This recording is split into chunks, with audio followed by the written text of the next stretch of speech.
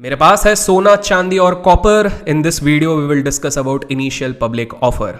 आई know बहुत बुरा है, लेकिन दोस्तों आज के इस वीडियो में हम समझेंगे आईपीओ बाजार में क्या चल रहा है, क्या हमें थोड़ा कॉशियस होना चाहिए and everything in the next 10 minutes. तो चलिए शुरू करते हैं। 1977 में, जी हाँ, जब रिलायंस अपने फ्रेश इशू के साथ आ रहा था जो करीब करीब 2.84 करोड़ रुपीस का था, उस समय बाजार में बहुत हाइप था। And that is precisely the moment जब आईपीओ मार्केट ने पहली बार शेप लिया था। उसके बाद नेक्स्ट टाइम हुआ था 1992 में, जब लिबरलाइजेशन का समय शुरुआत हुआ एंड साथ में कैपिटल कंट्रोलर ऑफ इश्यूज नामक एक एंटिटी होती थी, उसको अबॉलिश किया गया। इसका काम सिंपल सा रहता था, ये इशू प्राइस सेट करते थे, ये लिमिट्स लगाते थे कि कौन सी कंपनी कितना फंड रेज कर सकती थी एटसेट्रा। जैसे ही ये हटे, अचानक से एक नया फ्लो आया, नई रौनक आई कंपनीज में, because of which it became easier for the companies to raise funds. आगे 2021, जी हाँ 2021 14 जुलाई को पूरी तरीके से इतिहास बदला जब आया एक रॉक सॉलिड आईपीओ जोमैटो का, जिसपे कि काफी सारे प्रश्न उठे, because it is a loss making company and this is happening for the first time in the history of Indian stock markets. और वहीं से चीजें बदल गई। तो आज के इस वीडियो में हम थोड़ा आईपीओ का एनालिसिस करेंगे, आईपीओ मार्केट का एनालिसिस करेंगे rather than taking any individual IPO. तो 4 अगस्त को एक और स्टेलर आईपीओ आने की उम्मीद है, देवयानी इंटरनेशनल लिमिटेड। जी हाँ, ये ऑपरेटर हैं केएफसी, सीसीडी, इस तरह के ब्रांड्स के। अगर आप चाहते हैं कि इस आईपीओ को भी मैं कवर करूं आने वाले कुछ वीडियोस में, तो कमेंट्स में जरूर केएफसी लिखेगा। और अगर आप चाहते हैं मैं पेटीएम के आईपीओ को कवर करूं, तो पेटीएम जरूर लिखेगा। उससे हिंट्स मिलेंगे कि किस आईपीओ में आपका ज्यादा इंटरेस्ट है। तो इस पूरे माजरे का शुरुआत कहां से हुआ? From where did all this thing begin? ये शुरू हुआ है जोमैटो के आईपीओ के बाद, जब इतना ज्यादा मैसिव डिस्कशंस हो रहा है। तो ये डिस्कशन किस तरफ बढ़ता है, पहले मैं आपको समझाता हूं। तो हाल ही में ब्लूमबर्ग को ज़ेरोधा के फाउंडर मिस्टर नितिन कामत जी ने एक इंटरव्यू दिया, जिसमें कि he himself looked little surprised looking at the valuation of Zomato. तो दोस्तों मैं बात कर रहा हूं हमारे देश के one of the biggest, in fact it is the biggest retail broker की बात कर रहा हूं। उनके सीईओ ने ये चीज कहा है। यहां पर मैं आप लोगों को एक चीज बता दूं, दैट 3.2 मिलियन, अप्रॉक्सीमेटली 3.2 मिलियन लोगों ने फ्रॉम रिटेल जनता जोमैटो के आईपीओ में अप्लाई किया था। अब इधर इंटरेस्टिंग फैक्ट मैं आपको बता दूं कि इससे पहले इतनी ज्यादा रिटेल संख्या में एप्लीकेशन केवल एक आईपीओ में हुआ था, वो 2008 में आया था। अगर नाम गेस कर सकते हो तो कमेंट्स में लिखना, मैं आपको कुछ हिंट्स दे देता हूं। उस आईपीओ के बाद अभी भी 85% लोग उसके शेयर्स लेके बैठे हुए हैं, 85%, and this is based on the records जो कि आपको एक्सचेंज पे मिल जाएंगे। अभी तक उस टाइम से बैठे, अभी तक प्रॉफिट नहीं कमाए, अभी तक उसको लेके बैठे हुए हैं। उसकी भी काफी हाइप थी, उसकी भी एक सॉर्ट ऑफ कह सकते हैं एक्सपेक्टेड था ग्रे मार्केट के हिसाब से स्टेलर लिस्टिंग की। जनवरी में आया था ये आईपीओ। सो जोमैटो के आईपीओ के बाद बहुत सारे लोग अब ये सोचने लग गए हैं कि शायद ट्रेडिशनल कंपनीज के साथ हमें न्यू एज कंपनीज को कंपेयर नहीं करना चाहिए, because the new age companies have incredible potential to grow. ऐसा काफी सारे लोगों का मानना है। अब चलिए इसके थोड़ी डिटेलिंग में चलते हैं कि क्या ये चीज सच है या गलत है। तो उससे पहले हमको समझना पड़ेगा कि what could be the possible reason कि अचानक से ये आईपीओ का इतना हाइप क्यों मचा है। तो उसके 2-3 सिंपल से रीजन है। लो इंटरेस्ट रेट्स होने के चक्कर में काफी सारे investors are looking for new avenues and IPOs are coming out with a good avenues to park their funds. That is number 1. दूसरी रीजन ये है बिकॉज काफी सारे एंजल फंड्स, काफी सारे वीसी फंड्स जिनने इनिशियली स्टार्टअप्स में पैसा लगाया है, जो कहीं ना कहीं एक तरीके से यूनिकॉर्न बन गए, वो अब एनकैश करना चाहते हैं अपने प्रॉफिट। जैसे कि बहुत पहले किसी इन्वेस्टर ने 8 से 8-10 साल पहले अगर 4 करोड़ रुपीज लगाए, तो वो जल्द से जल्द आईपीओ निकाल के उससे 80 करोड़, 800 करोड़ एटसेट्रा कमाना चाहते हैं। So that's the second reason. तीसरा रीजन ये है दैट मार्च 2019 से लेके मार्च 2020 के बीच में बहुत सारे डीमैट अकाउंट्स खुले हमारे देश में।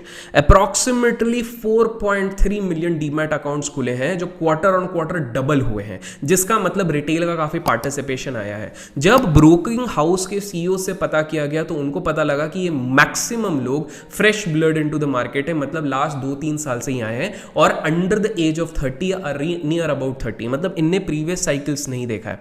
तो उनको कहीं ना कहीं बहुत ज़्यादा एंथुजियाज्म है न्यू एज इंटरनेट कंपनीज को लेके, बिकॉज जाहिर सी बात है हमारी दुनिया में, हमारे ट्रेंड में हम लोगों ने इंटरनेट के साथ ये समय बिताया हुआ है। तो फिर इन सारी चीज़ों में प्रॉब्लम क्या है? अब प्रॉब्लम्स के बारे में बात करेंगे। What are the issues which some wise people are actually looking, क्यों लोग थोड़ा सा कंसर्न हो रहे हैं?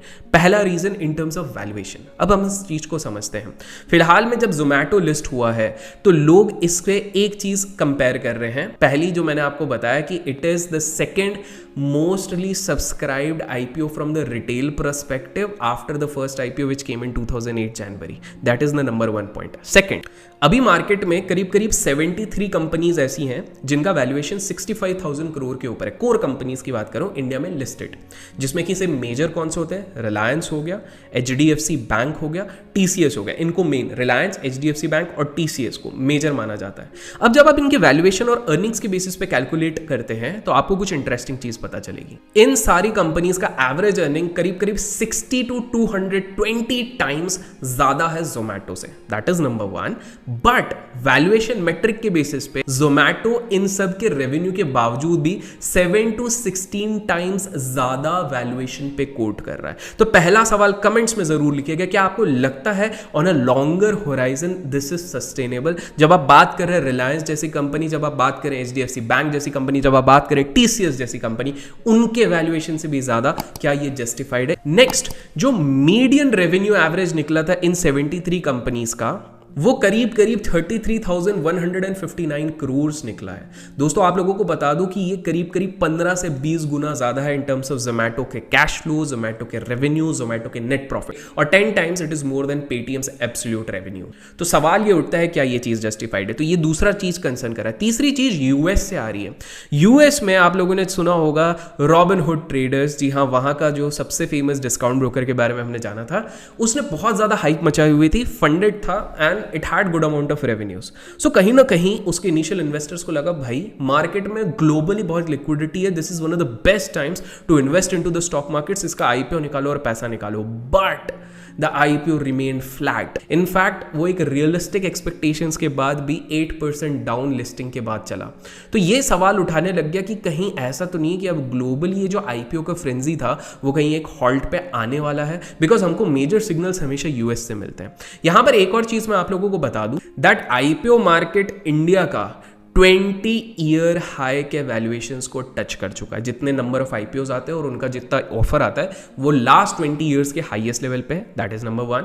सेकेंड, इस तरह के वैल्यूएशन .com बबल के बाद IPOs पे नहीं दिखे हैं। अगर मैं थोड़ा पर्सपेक्टिव आप लोगों का क्लियर कर दूं in terms of price to earning ratios, तो उस टाइम पे एवरेज PE रेशियोज के बेसिस पे आ रहा था, जो मल्टीपल्स पे लिस्ट हो रही थी कंपनी, वो करीब करीब 40 to 41 के बीच में थे, और अभी हम पहुंच गए हैं 38.5 के आसपास। तो ज्यादा डिफरेंस नहीं बचा है अगर हम 2000s के .com बबल के टाइम पे बात कर लें। अच्छा, कुछ लोग बोलेंगे कि वो तो बबल था। दोस्त, हिंडसाइट में देखने के बाद हर चीज बबल लगती है। उस टाइम पे जब 2-4 साल से पैसे कमाते तब किसी को कोई ये चीज समझ में नहीं आती।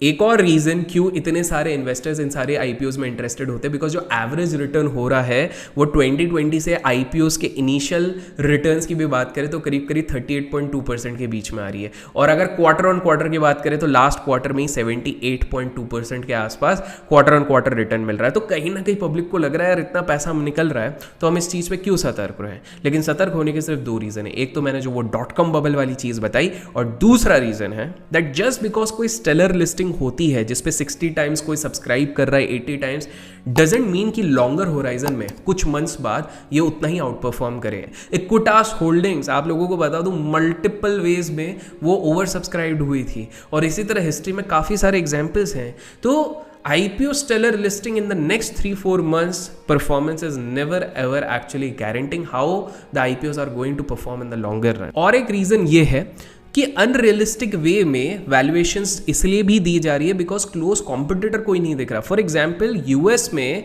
जो हाईएस्ट डिलीवरी करता है वो DoorDash नाम की कंपनी है, जिसके साथ थोड़ा बहुत जोमैटो को कंपेयर किया जा रहा है। वो खुद जोमैटो से कम वैल्यूएशंस पे ट्रेड कर रही है। तो सवाल आप लोगों से ये है, क्या ये सारा जो हाइप मच रहा है IPOs का, हमें एक समय के लिए सोचना चाहिए क्या ये रियलिस्टिक हाइप है? दूसरा, क्या मैं ये बोल रहा हूँ ये चीजें फट जाएंगी? नहीं, मैं ये कह रहा हूँ कि अभी भी जिस तरह की लिक्विडिटी है इन्वेस्टर जो आईपीओ में पैसा लगाएगा वो तो भी पैसा बनाएगा, बट एक इन्वेस्टर को सतर्क रहना ज़रूरी है कि क्या वो सही आईपीओज में पैसा लगा रहा है कि नहीं, और उसी के लिए उनको एक साउंड जजमेंट विद एनालिसिस करना आना चाहिए।